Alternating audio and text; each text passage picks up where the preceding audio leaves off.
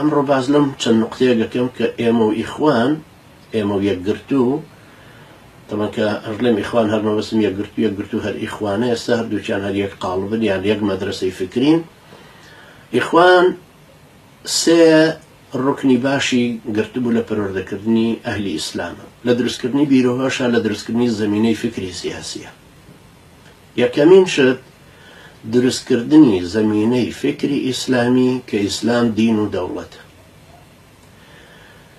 زۆر بە شێوەیەکی جوان و کارامە توانی سەنگەری عەلمانیەت جاکاتەوە لە سەنگەری ئیسلام و نەهێڵێ. تەڵەن کە باسەکەم هەموو ئیخوان باسەکەم لە 1928 کە ئیمان بەنا ڕەحمەتی خوای لێبێ دروستی کردووە و پاشان لە شوباتی 1949 ڕەحمەتی خوای لێبێ ئەو شەهید کراوە. دوای ئەوەش ئیمامانێکی تر و بەڕێزانێکی تر کە هاتون شێخ حەسەن هەڵەیبی و هەتاگاتە بەم سەردەمەی ئێستا و ئیخوان بە هەزاران داعی و کەوادری گەورەی پەروەردە کردو.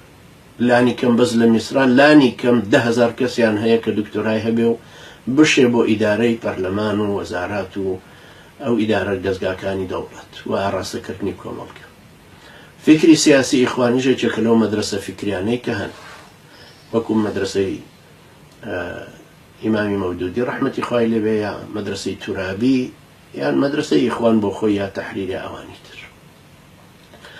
ئەم فکری ئیسلامیە خەڵکەکەی هێنایە و سەر جیل بە جیلنەوە بەنەوەی مسلمانانی هێنایە و سەرەوەیکی ئیسلام دین و دەوڵەتە و زۆر ڕێی لە چاواشەکاری عەلمانیەکان گرت و تا ڕادەیەکی زۆریش هەرچەندە لە ماخریانەیە بڵێن لە دوای ساڵی 1970ەوە لە زمانی عومەر تلمسانی ڕەحمەتی خوای لێبێ و هەروەها دواتر پەیوەندیەکان زیاتر لەگەڵ حکوومەت لەگەڵ ئەحزابی عەلمانی چوونە بەرەیەک بەشداربوون لە یەکبەرەیەکان لە ئینتیخابات و ئەمانە بەشداریان کرد. بە هەر حاڵێ من باسمان لەسەر دیدی فکری ئیسلامی ئیخوانە کە کاریگەری هەبوو لەسەر خەڵکی تر. ئێمە ئەمە ناڕمێنین، باوەڕمان وایە ئەبێ ئەمەش وەرگری، بەڵام لەسەر ئەمە بینایەکی ترەکەین. ئەمە وەکو قاتی یەکەم وایە ئیخوان سێ ژووری تیا کردو، ئێمەمانە قاتی دووەمیش دروستکەین بیکەین بە سێ ژووری تریش لەسەرێ. ژووری فکری ئیسلامی لە سەروی ئەویش وە ژووری عەقیدەکەدا داڕێژین.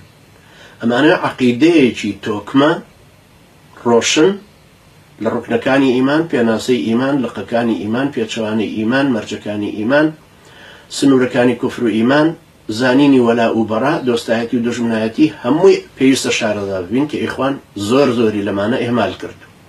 سەبەبی ئەوەش ئەبینین یەکگرتو لە قیاداتی یەکگرتو یەکێ بۆ بە گۆڕانێکی بۆ بە پارتی یەکێ بۆ بە یەکێتی یەکێک بەرەڵا بووە بۆ خۆی هەر بە کەیفی خۆی چی ئەڵە بە ئیسلامە هێڵێ و فڕی بەسەر ئیسلامەتێکەشەوە نەماوە. ئەنجا یەکێک دیموکراسی هەتا سەر ئەسقان بە دەردی خۆیڵێ و ئەڵە تەنها ڕێگایەکیش کە ئیسلام بێنێتەوە دیموکراسی. تەوانەمانە ئێمە لەلامان خاڵە هەمووی قسەی کاوبایە، یعنی هیچ ئەرزشێکی نییە لە لای قیمەتێکی نییە. بەڵام فکری ئیسلامی کە بۆ خۆی مهمە و قاتی یەکەمە ژوورێکە لەهی خوارەوە ژوورێکی تر لەسەرەوە دروست دەکەن کە عەقیدەکەیە. ئەم عەقیدەیە پێویستە زۆر ڕۆشن و واضح بێ لەسەر ئەساسی لا ئیلاهە ئیلا الله کە دروست بوو بێت کە نەفی ئالیهە و ئەنداد و تەواغیت و ئەربابەکە وەلا و بەڕائێکی واضح و ڕۆشنی تیا بێت کە بزانین دۆستمان چێە و دوژمنیشمان چێە. لەسەر ئەساسی دینەکەش تەحدیدیەکەین، لەسەر ئەساسی کورسی پەرلەمان و ئینتیخابات و پەیمانی سیاسی دیاری ناکەین. پەیمانی سیاسی ئەشێ لەگەڵ هەموو کەسێکا بیکەین کە پێغەمبەری خوا عەلەیهی سەڵات وسەلام لەگەڵ جوولەکە کردوێت. بەڵام ئەم پەیمانە سیاسیە نابێ بەوەی کە عەقیدەکەیان ڕاستکەینەوە بڵێن ئەو هەنگاوەیان ڕاستە و عەقیدەیان ڕاستە بە شتێکەوە مخالیفی شەرع. ژووری دووەم لە قاتی خوارەوە کە ئیخوان دروستی کردو بریتیە لە پەروەردەکاری.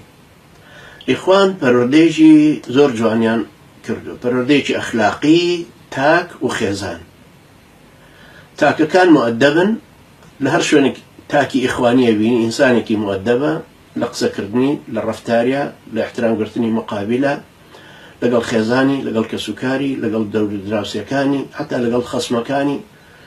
ئەم ئەدەب ڕەفتارکردنە، ئەم شێوە جوانەی ئەدەب کە لەسەری پەروەردەبوون لەگەڵ دروستکردنی خێزانی محەجەبە.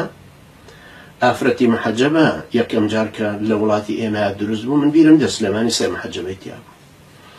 ئەم ئافرەتە محەجەبانە کە هاتنە پێشەوە دروست بوون بە تەئسیری فکری ئیخوانە.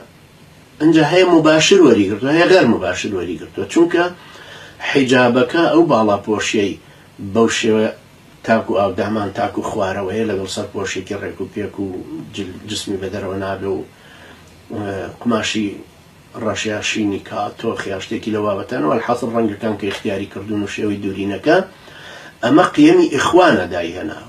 هەر کەسێکیش بڵێ وانە بڵێ ئێستا خۆژنی محەجەبەی تر هەیە ئیخوانیش نێوای ڕاست دەکەی، بەڵام ئێستا چۆن سیاری مارسیدس هەیە خۆ علاقەی بەسەر هێنری فۆردەوە نییە کە یەکەم جار سیاری دروست کرد. خەڵک ئێستا نوعشکال تەسمیمی کارەباکە، بەڵام خۆ علاقەی بەسەر ئەدیسۆنەوە نییە کە دروستی کرد. قیەمی حیجابەکە قیەمی ئیخوانە، چۆن ئێستا قیەمی نیقاب قیەمی خلیجە، قیەمی سەلەفیەکانە. لەبەرە تۆ وەختێک کە ئەمە ئەخوێنیتەوە بێ ئەمە بخوێنیتەوە بۆ ئیخوان، کە ئیخوان سەرکەوتوو بوون لە داڕشتنی و داڕشتنی پارسەنگانەی ڕەفتار و ڕەوشتی تاک و خێزان.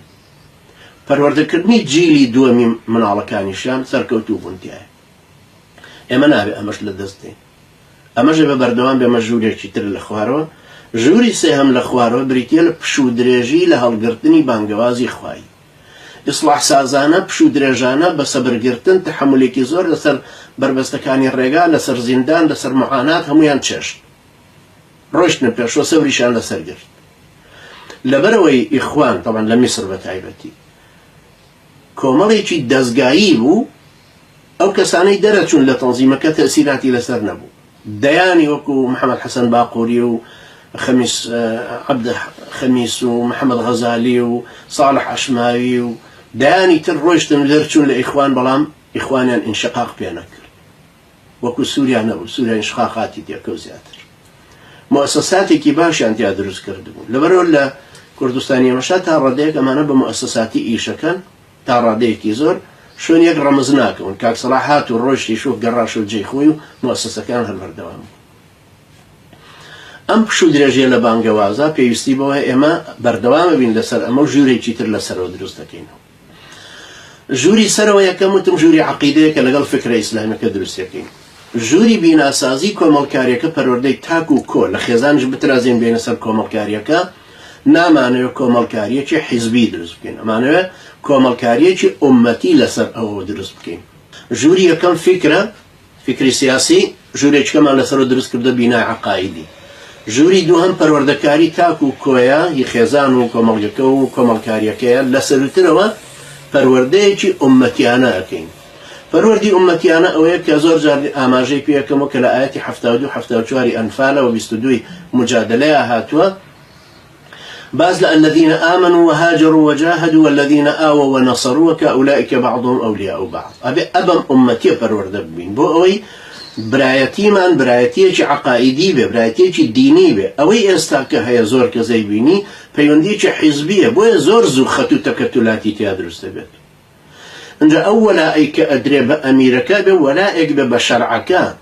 يعني بزاني أما كبيغمر عليه الصلاة والسلام فرمى من أطاع الأمير فقد أطاعني ومن أطاعني فقد أطاع الله. أبي بزاني سمع طاعتك كبو أمير دربري لا أصلا سمع طاعة دربرين بو شريعة إخوائي قبل كوابو الجورية كم كفكر إسلام جوري شي ترمان لسر درس كردو هي عقيدة كبو شي والروشني واضح كالإمام ابن تيمية وريقلين وجوري دوهم كمسليكم الكاريو پروردبوني تاكو كويا لناو تاكو خيزانو لدروي خيزان ئەم کۆمەڵکاریەکە نامانە حیزبی بێ، ئەمانە ئومەتی بێ.